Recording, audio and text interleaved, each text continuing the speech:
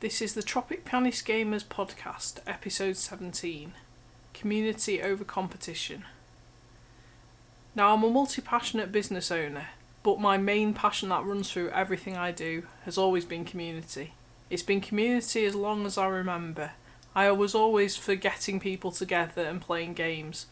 Even at the age of 10 or 11, before I got anxiety, I was going round to friends' houses to play Mario Kart. They were coming round to mine to play GoldenEye. The community element was always there. But as I went through secondary school and slowly started to withdraw myself from everything through anxiety, I lost the community element. I felt like people didn't want me to be part of their groups. I was always the third wheel or the spare part. I never really felt part of things properly.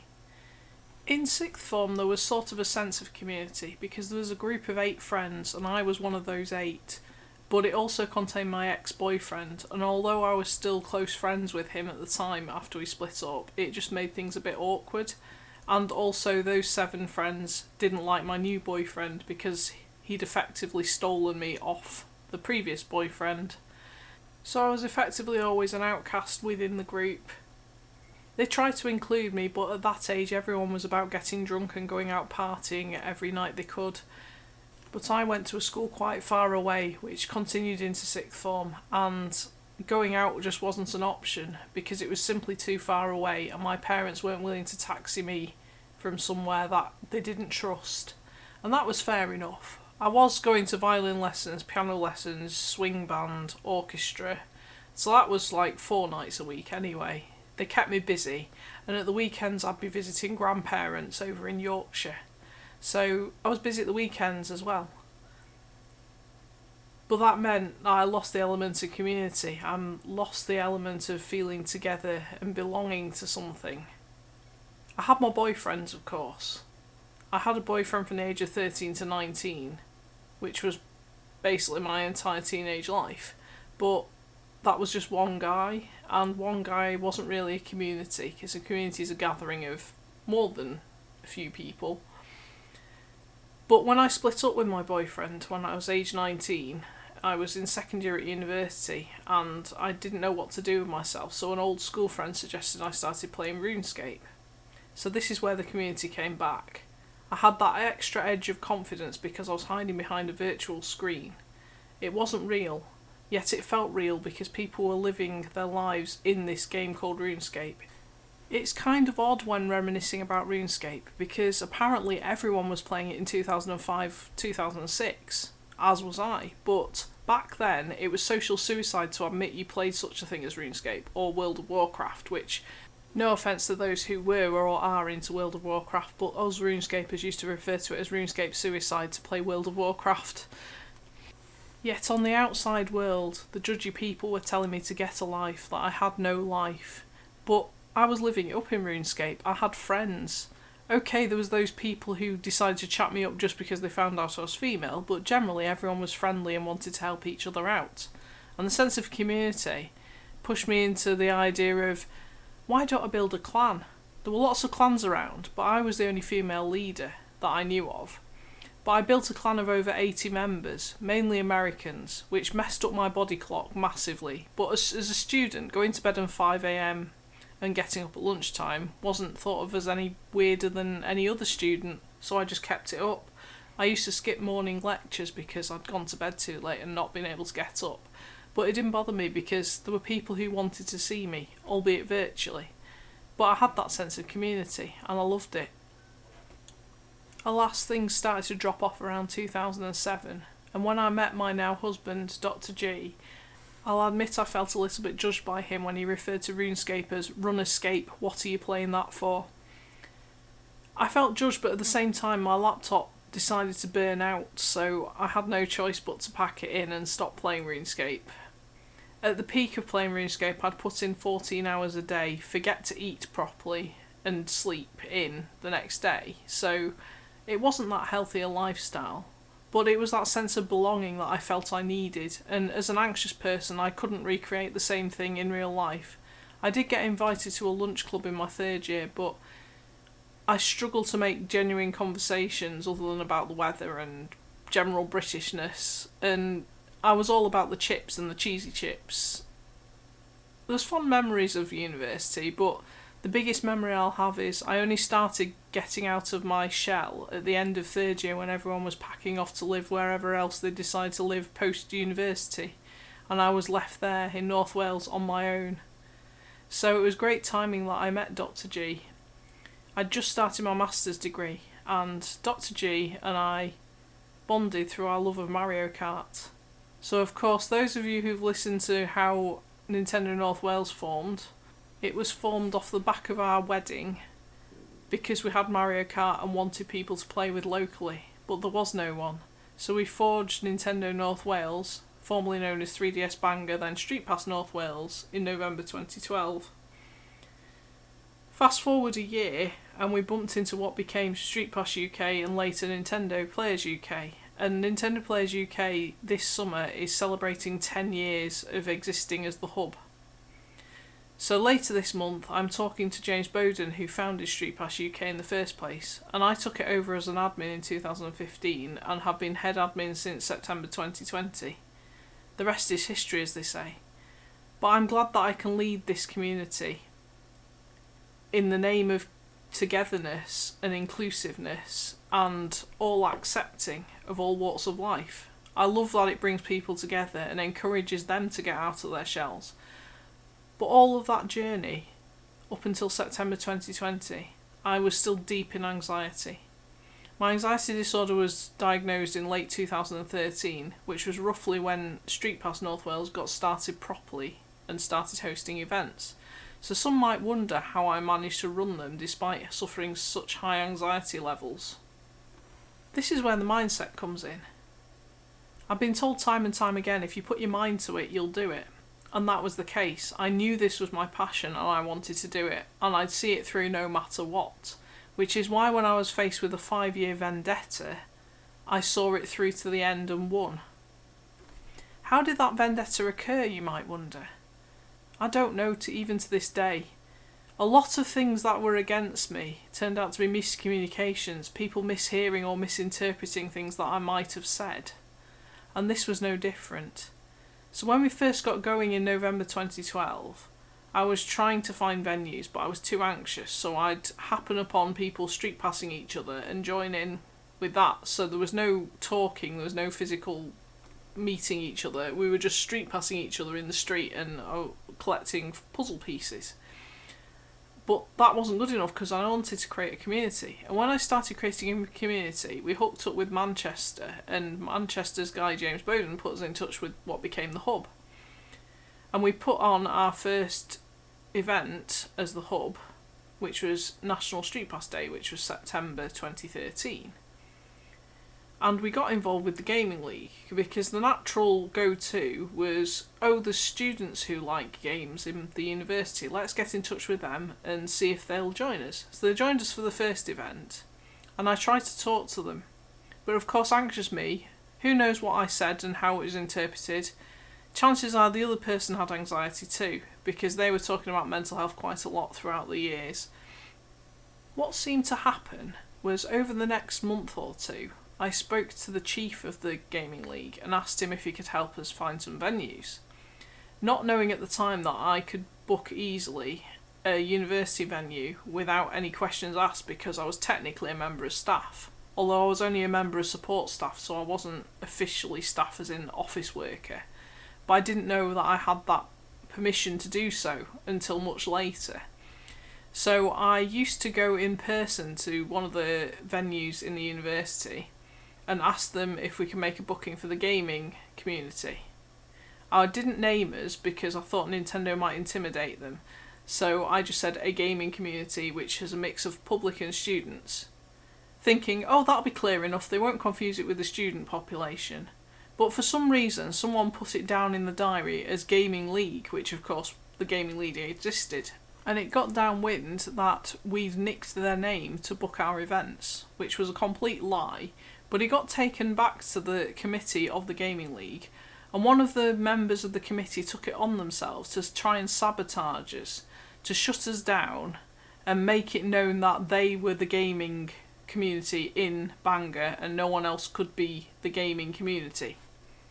I was a bit taken aback and I didn't know what to do with myself. it triggered me majorly. And every time that I tried to book an event, it would somehow become unbooked, even though I'd been in person and seen them write it down in the book.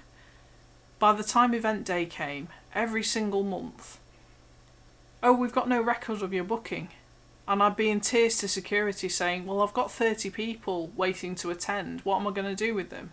And every time the security guy would go, "Oh, well, we'll let you in this time, but next time be careful." And then the same thing would happen, and the same thing would happen. I got so stressed about events, I'd have a breakdown before every event. Of course, the attendees for my events never saw that, because by the time we'd opened up and unlocked everything was fine again. I'd calmed down and everyone started filing in, and everyone enjoyed the events, and I built it up like that. We kept going every single month. And this guy in the background was trying to sabotage us by unbooking us every time. So I wonder what he thought when we went ahead anyway. I'll never know. But it came to a head in about 2016 because I was pregnant at the time. He'd been voted in as a sabbatical officer with the Students' Union, and he was drunk one afternoon and rolled into Lidl where one of my friends worked. He didn't realise it was a friend of mine, so he drunkenly said, "Ha ha, now I've been voted in, I can't wait to shut down Jen's events." The friend said nothing. He smirked. And then he told me, and I laughed so much, because I was a member of staff by then, and I'd been through the office job. I'd worked in the housing office in 2014, and I'd learnt what I was able to do as far as booking venues go. So I knew that I had control of the situation, and staff trumps sabbatical officers. Simple as that. In June 2017, Street Pass UK rebranded as Nintendo Players UK. Nintendo had given us official permission to use the Nintendo name in our names, so we became Nintendo North Wales, Nintendo Basildon, Nintendo Manchester, on the proviso that in our description we declared that we were an independent community, i.e. not affiliated with Nintendo. And we all agreed, because Nintendo is a lot more recognisable than Street Pass, because half of the audience for Nintendo didn't know what a Street Pass was. So being Nintendo made us instantly more visible. At roughly the same time, of course, I had a newborn baby with me, so I wasn't really with it mentally because I was so sleep deprived. But Dr. G was always a member of staff, so he took over the venue booking sort of at this point, and I no longer had to stress about it. So he was able to just book it under the usual system that staff used, because he has access to the calendar, and it's been simple ever since. If only we'd thought of that in the first place. We've been based in the Weldon building, apart from for lockdown. During lockdown we had to close down, of course. We tried going online, but we found out that Nintendo North Wales actually prefers meeting in person than online, which is ironic really, considering what gamers are used to. Don't get us wrong, we do play online, we just prefer meeting in person, because the community aspect feels more real in person. That's all there is to it. But of course, end of 2017, start of 2018, we were about 5 years old by then, and this guy was still rumbling in the background, hoping to shut us down, hoping to sabotage us. And I remember one event, I think it was a Pokken event, which is like Pokemon fighting game, while we were still in the old venue.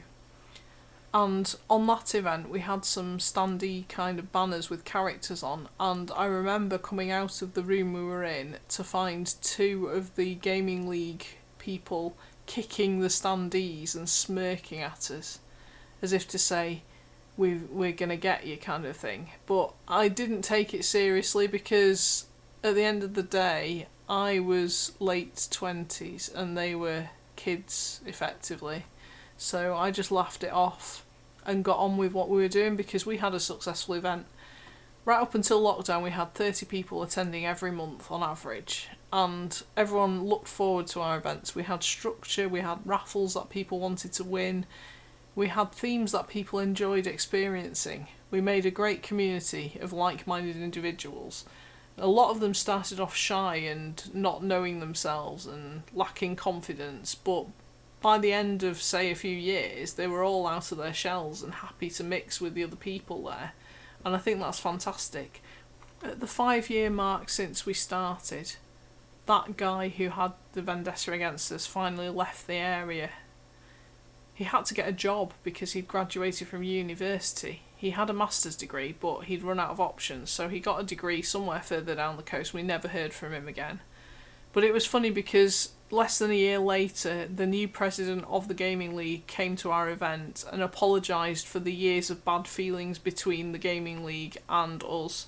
And to the present day, the two communities, we don't really mix, and neither of us are bothered about the other's existence, and that's fine, because they're more student orientated and we're more local orientated. In 2018, I did actually get revenge on that lad who tried to sabotage us for so many years. He'd taken his fiancée to a wedding fair, and I'd opted to play at that wedding fair, so I was playing the piano in the background, just as entertainment. If I got any bookings, it was a bonus, but I was there just to enjoy the day, and they approached the piano not realising it was me. And I got that tiny, tiny little pinch of confidence, and I jumped up from the piano. I was like, "Oh, hi, it's great to see you. Did you know I can play video game music for your requirements?" She'd never looked so awkward in her life, and he made his excuses and went to the toilet. I loved that. That, in my head, that was my revenge. Humiliating him in front of his parents or her parents. Oh, and the last thing I said to him when we met in person was, "I'm here till I die, what about you?" He didn't have an answer for that. And that was the point at which I know I won the battle. I won a 5-year vendetta against myself. So going forward, I was still anxious, but over the years I've learnt resilience. The last couple of years I've done very deep self-development to learn resilience and self-awareness. So using those skills, I can deal with toxic behaviour. So as a central admin for Nintendo Players UK, I've dealt with 2 toxic communities or individuals, and it's my job as head of the committee to advise my committee how to respond or not respond in some cases to toxic behaviour. It truly tested us as a committee when in late 2021 we'd had a Squid League. Squid League was a Splatoon tournament for the community, and it was in our 3rd season, I think, and there was a toxic community who got caught bullying someone live on stream, and we responded within 24 hours and removed them from all traces of our website and any connection they had with us. And they lashed out by personally picking on each individual member of the committee, but the best insult they had for me was, "She's a dictator." I was a leader, but I wasn't a dictator. I always listen to my community, and I feed back. I ask for feedback, and I feed back what I can do to help them, because I'm there to serve them. And as a community grower for so many years, I've always known, listen to the community. To this day, I'm the head admin that prides herself on knowing all of her founders and admin that are registered with the hub. I know who they are, I know what region they represent, and how their community runs their events as well, because at the end of the day, we've got a hub, we're an umbrella for all the regional communities, but each regional community has their own identity, their own individualness, and I think that's really cool that we can still come together for intergroup tournaments, yet still be so different from each other. So as we celebrate 10 years of the hub together, I want to shout out my committee and all the original members of Nintendo North Wales who kept us going throughout the years. We're on a new generation now, and it's quite interesting because once I was seen as the big sister of Nintendo North Wales, and now I'm seen as the mother. Who knows, maybe one day I'll be the grandmother of Nintendo Players UK. But I look forward to what the future brings for us, whatever that may be. And I love my committee and the fact that they can run everything like clockwork most of the time. Thanks for listening today, and tune in later in the month on the 22nd of August to hear how James Bowden set up Street Pass UK in the first place and what his motive was behind that. If you'd like to look up more about Nintendo North Wales on Nintendo Players UK, you can find us on www.nintendonorthwales.co.uk and nintendoplayers.uk. You might be able to find a Nintendo community in your local area, but if not, and you've got the passion, or you know someone who does have the passion, you can always set up your own community. Just get in touch to find out how. I will leave you there with the thought of, do you know what your main passion is? Because I'm multi-passionate, but my one main true passion is community. I will leave that with you. Bye for now.